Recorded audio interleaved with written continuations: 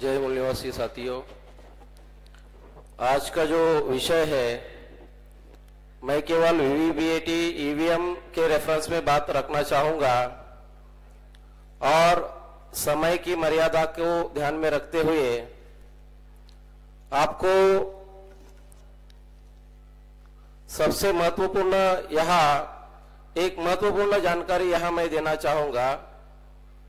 जो electronic corporation of India limited जो EVM बनाने वाली कंपनी है और भारत इलेक्ट्रॉनिक्स, ये जो दो कंपनियां हैं, ये ईवीएम बनाने वाली कंपनियां हैं और वीवीपीएटी मशीन बनाने वाली कंपनियां हैं। अभी ये जो ईसीआईएल कंपनी है, ये डिपार्टमेंट ऑफ एटॉमिक एनर्जी इसके डायरेक्ट कंट्रोल में है। दूसरी जो ministry of defence of India Bharat electronics limited, ये जो कंपनी है पब्लिक सेक्टर, ये ministry of defence of India इसके डायरेक्ट कंट्रोल में है। इसका मतलब आपको समझाने के लिए मैं बताना चाहूंगा कि उसके अंदर जो चिप होती है और उस चिप में जो सोर्स कोड डाला जाता है, ये सोर्स कोड डालने वाले जो लोग हैं, ये यही लोग होते हैं। ये जो भारत इलेक्ट्रॉनिक लिमिटेड के लोग हैं, वो चिप में सोर्स कोड डालने वाले लोग होते हैं। संजय सिंह, इन्होंने 3 जुलाई 2019 के राज्यसभा में एक डिबेट में उन्होंने ये कहा, जो माइक्रो कंट्रोलर चिप ईवीएम में यूज की जाती है, चुनाव आयोग का यह दावा है कि वो micro controller chip one time programmable है और जो कंपनी से इंडिया के लोग, जिस कंपनी से वो माइक्रो कंट्रोलर चिप यूएसए से ली जाती है, वो कंपनी का दावा है कि ये micro controller chip one time programmable नहीं है। मतलब ये जो दो कंपनियां हैं और इलेक्शन कमीशन ऑफ इंडिया, उनका दावा क्या है, ये micro controller chip one time programmable है। इसका मतलब किस तरह से बदमाशी हो रही है। जो कंपनी माइक्रो कंट्रोलर चिप बनाने वाली कंपनी है, उसका खुद का दावा है कि ये chip micro controller chip one time programmable नहीं है, रीप्रोग्रामेबल है।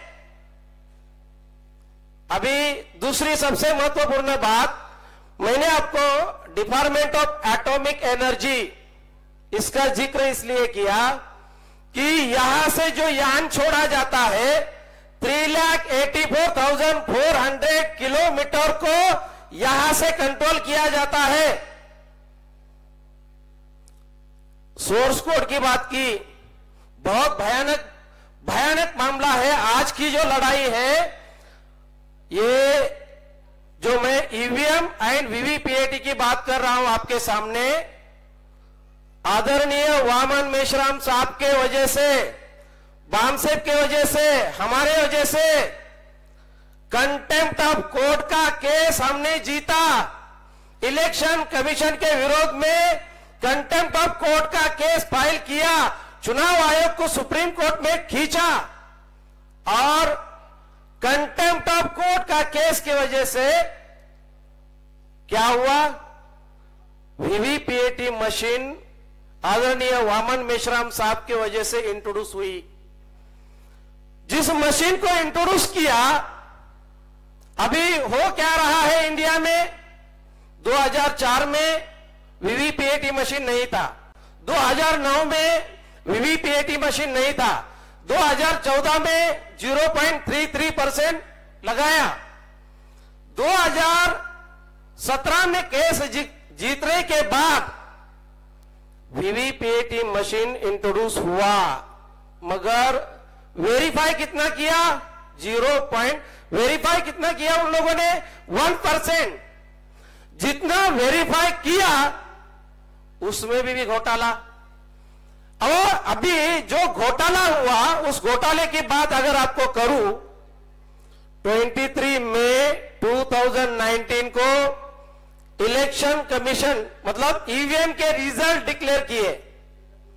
इलेक्शन कमीशन के माध्यम से केवल इलेक्शन के रिजल्ट डिक्लेयर किए। 27 को 5 दिन के बाद इलेक्शन कमीशन ऑफ इंडिया ने उनके वेबसाइट पर पब्लिश किए, रिजल्ट पब्लिश किए। कितने रिजल्ट पब्लिश किए? केवल 4 फेज के रिजल्ट पब्लिश किए। केवल इलेक्शन हुआ 7 फेज में, रिजल्ट पब्लिश किए 4 फेज के, 373 सीट के रिजल्ट पब्लिश किए। 220 सीट्स में पोल वोट से काउंटेड वोट ज्यादा, 153 सीट से कम वोट निकले। अभी जब इलेक्शन कमीशन को एक कम्युनिकेट किया गया तो सारे की सारी वेबसाइट के ऊपर जो उन्होंने जो डेटा पब्लिश किया था वो सारा डिलीट कर दिया। कितनी भयानक बात है। जो डेटा पब्लिश किया था वो सारा डेटा इलेक्शन कमीशन ने डिलीट किया। 1 जून 2019 को इलेक्शन कमीशन ऑफ इंडिया ने, आज भी आप इलेक्शन कमीशन ऑफ इंडिया के प्रेस नोट पर, इलेक्शन कमीशन के वेबसाइट पर प्रेस नोट देख सकते हैं। उसमें लिखा है कि जो रिजल्ट हम लोग पब्लिश कर रहे हैं, ये रिजल्ट प्रोविजनल रिजल्ट है, ऑथेंटिक रिजल्ट नहीं है।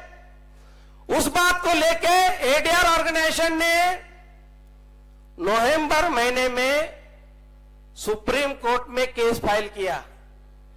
इलेक्शन कमीशन ऑफ इंडिया ने अभी तक ऑथेंटिक रिजल्ट क्यों नहीं पब्लिश किए, इस बात को लेके।